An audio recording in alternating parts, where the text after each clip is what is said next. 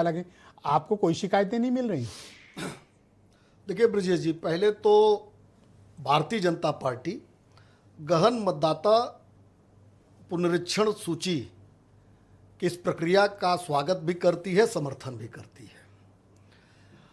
एक चुनाव से दूसरे चुनाव तक ऐसे तमाम मतदाता होते हैं जो उस बूथ पर नहीं रहते हैं।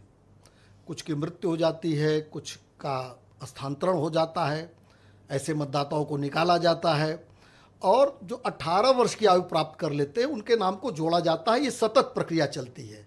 कभी ये सहजता से एक जो उनकी प्रक्रिया उसके तहत चलती है, कभी अभियान चलाकर चलती है, जैसे अभी अभियान चलाकर चल रही है।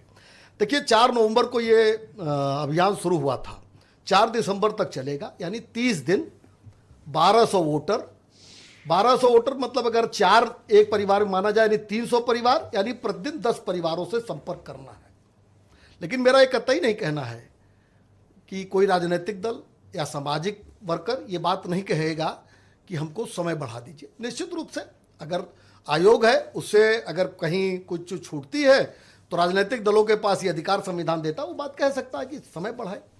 लेकिन अभी अखिलेश जी को मैं सुन रहा था, दिन में उन्होंने एक बयान और दिया था कि 3 करोड़ लोग काटे जाएंगे मतदाता सूची से। तो उत्तर प्रदेश जैसे बड़े राज्य के मुख्यमंत्री रहे हैं, 3 करोड़ मतदाता काटे जाएंगे, ये स्रोत भी उनको बताना चाहिए कि उससे कम नहीं हो सकता, उससे ज़्यादा नहीं हो सकता। 3 करोड़ का डेटा कहाँ से मिल गया?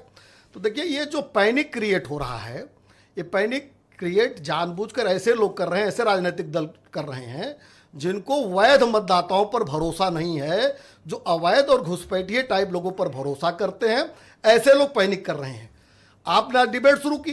एक बात बताओ, आपको कोई कंप्लेन नहीं मिल रही फील्ड से कि दिक्कत आ रही है, परेशानी? मैंने क्या कहा? मैंने कहा अगर कंप्लेन मिल रही है, समय बढ़ाने की बात है, इसका तो मैंने कहा ना कि इसमें ये तो सबका संवैधानिक अधिकार है। बिल्कुल ब्रजेश जी भी कह सकते हैं, सपा कह सकती है, भाजपा भी कह सकती है। 4 दिसंबर के बाद इसकी एनालिसिस हम करेंगे ना कि कुछ लोग छूटे हैं, क्या आया क्या नहीं गया है, तो हम भी कहेंगे कि जरूरत पड़ेगी।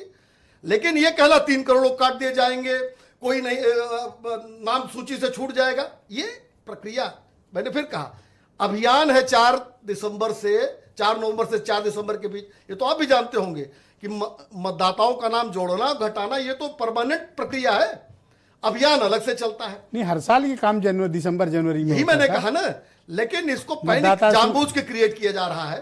दूसरी बात, जो फॉर्म है, हमको लगता है आपने जरूर देखा होगा, फॉर्म में आपका नाम भरना है, आपका मोबाइल नंबर पढ़ना है, आपका आधार नंबर पढ़ना है और 2003 की जो डिटेलिंग मांगी गई है, अगर आप जो इलेक्शन कमीशन उत्तर प्रदेश ने जो वेबसाइट दी है उसे मिल जाएगा। और वो भी सब वैकल्पिक है, ईपीसी नंबर नहीं है तो मत डालिए, वैकल्पिक लिखा है। आधार नंबर नहीं है, वैकल्पिक लिखा है। अच्छा, ना तो आपको कोई शिकायत मिल रही है, ना आपको फॉर्म भरने में मैंने कोई फिर कहा, देखिए बात नहीं होना चाहिए। मैं अपना काम सवाल कंप्लीट, एक सवाल लीजिए, एक सवाल ले लीजिए। ना आपको कोई शिकायत मिल रही है, ना आपको फॉर्म भरने में कोई समस्या आ रही है, ना आपके पास कोई इस तरह की फॉर्मल कंप्लेंट्स हैं। दूसरा, डेट बढ़ाने को लेकर भी आप कोई बहुत उसके समर्थक नहीं दिख रहे हैं। सारी खूबियां आप ही को दिख रही हैं।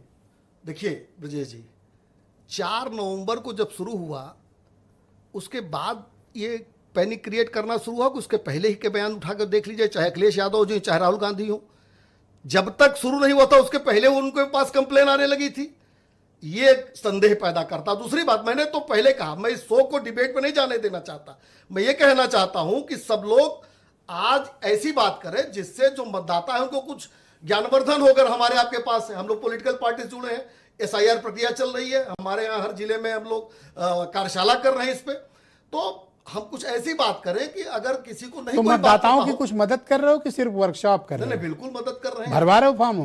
BLA हमने लगाए हैं हर जगह पे। तो हमारे थैंक यू, धन्यवाद, बहुत शुक्रिया। फिर एक बात कहेंगे जी, 4 नवंबर के पहले जिन लोगों ने बयान दिया है उनकी मंशा पे मुझे शक है। बहुत शुक्रिया।